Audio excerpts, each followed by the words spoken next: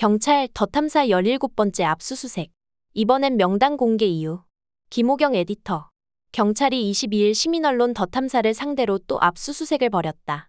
지난 8월 이래 무려 17번째 압수수색이다.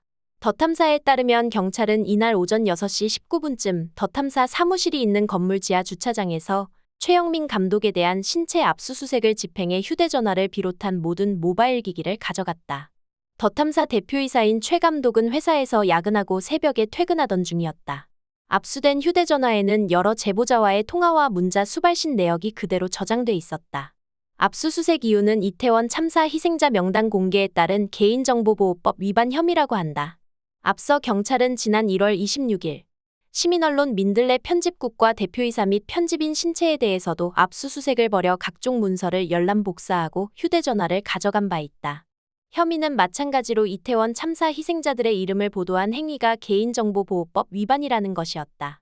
더 탐사는 입장문을 내고 용산 대통령실 인근에서 하룻밤에 159명이 한꺼번에 숨진 대형 참사의 원인 규명보다 여전히 희생자 명단 공개에 집착하며 희생양을 찾고 있는 것이라며 언론사가 제보를 받고 정부가 은폐하고 있는 정보를 보도하는 것은 지극히 당연한 일이라고 밝혔다.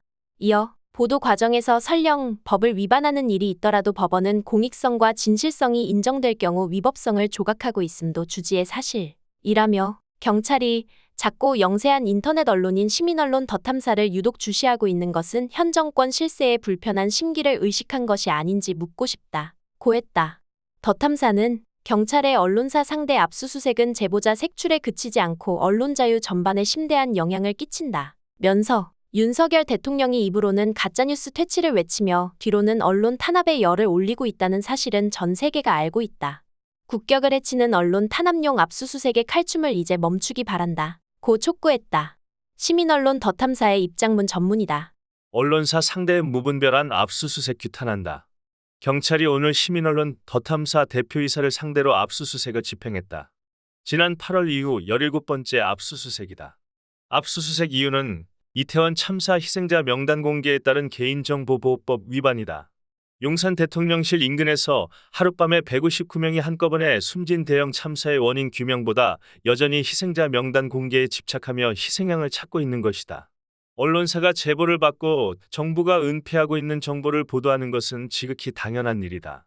보도 과정에서 설령 법을 위반하는 일이 있더라도 법원은 공익성과 진실성이 인정될 경우 위법성을 조각하고 있음도 주지의 사실이다. 경찰이 작고 영세한 인터넷 언론인 시민언론 더 탐사를 유독 주시하고 있는 것은 현 정권 실세에 불편한 심기를 의식한 것이 아닌지 묻고 싶다. 시민언론 더 탐사는 이미 윤석열 대통령으로부터 고통을 보여줘야 한다고 지목당한 언론이고 한동훈 장관의 경우 정치 깡패라고 부당하게 규정당했으며 영부인 김건희 씨는 이미 대선 전에 사라져야 할 언론사라며 저주를 퍼부은 바 있다. 영장을 집행한 경찰, 영장을 청구한 검찰 모두 한동훈 법무부 장관의 영향력 아래에 있기 때문이다. 언론사에 대한 무분별한 압수수색은 이미 지난해에도 문제가 됐으며 미국 정부의 인권보고서에 더 탐사 사례가 언급된 바 있다.